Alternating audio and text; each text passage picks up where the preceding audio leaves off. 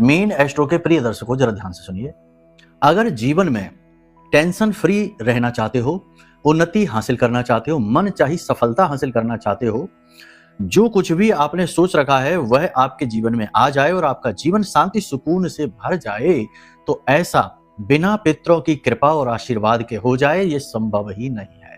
तो सबसे पहला काम हर एक इंसान का यह है कि वह अपने पुरखे पूर्वजों का, पितृ पूर्वजों का आशीर्वाद बनाकर रख पाए, जो कि आज के समय में संभव नहीं है, क्योंकि आजकल की व्यवस्थाएं ही ऐसी हो गई हैं कि लगभग हर व्यक्ति कहीं ना कहीं पितृ दोष से ग्रसित है, आंशिक या पूर्ण, ये बात अलग है। ठीक है, तो फिलहाल हम आपको बताते हैं कुछ ऐसे उपाय छोटे छोटे जिनसे आप पितरों का आशीर्वाद हासिल कर पाएंगे और इनके प्रभाव आप कुछ ही दिनों में जीवन में अपने स्पष्ट तौर पर देखेंगे। ठीक है, तो क्या है वो काम, ध्यान से सुनिए। सबसे पहला काम है कि अनुशासन में रहना और संयम में रहना सीखिए।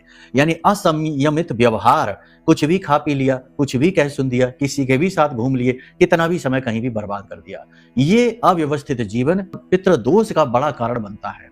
याद रखना, पितृ आपके कौन है? आपके पुरखे पूर्वज, आपके ही परिवार के सदस्य, और वे अपने बच्चों को गलत आदतों और हरकतों में डूबा देखेंगे तो क्या आशीर्वाद देंगे? नहीं, नाराज होंगे।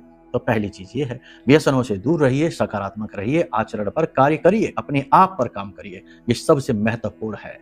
दूसरा, दान करने का कर्म, जो हैबिट है वो बनाइए। कुछ ना कुछ डोनेट जरूर करते रहिए, क्योंकि हम जब श्राद्ध पक्ष में पितरों को भोजन कराते हैं तो पंचबलि दान कहते हैं, यानी कि दान से पितृ प्रसन्न होते हैं।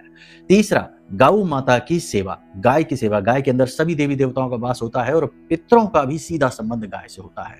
और ज्यादा लाभ लेना चाहते हो तो कुछ चावल उबालो और उसमें घी, यानी शुद्ध घी डालो, थोड़ा सा, थोड़े से काले सफेद तिल डालो, थोड़ी सी उसमें हल्दी डाल दो और ये चावल गाय को खिलाना शुरू कर दो, प्रभाव तुरंत महसूस करोगे।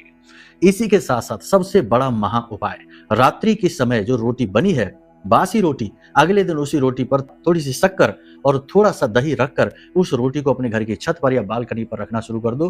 कुछ दिन तो कुछ नहीं होगा, लेकिन कुछ दिन बाद उसे पक्षी खाना, खासतौर से कौवा खाना शुरू कर देगा और आपका उद्धार होना शुरू हो जाएगा। इन उपायों को करके देखो, उसके बाद बताना कि क्या हुआ, पॉजिटिविटी आई कि नहीं। बाकी कुंडली आकलन करा लो तो समस्त दोषों का नाश हो जाएगा, फिर तो उन्नति निश्चित है ही। नंबर वीडियो में है। प्रेम से बोलिए जय माई की।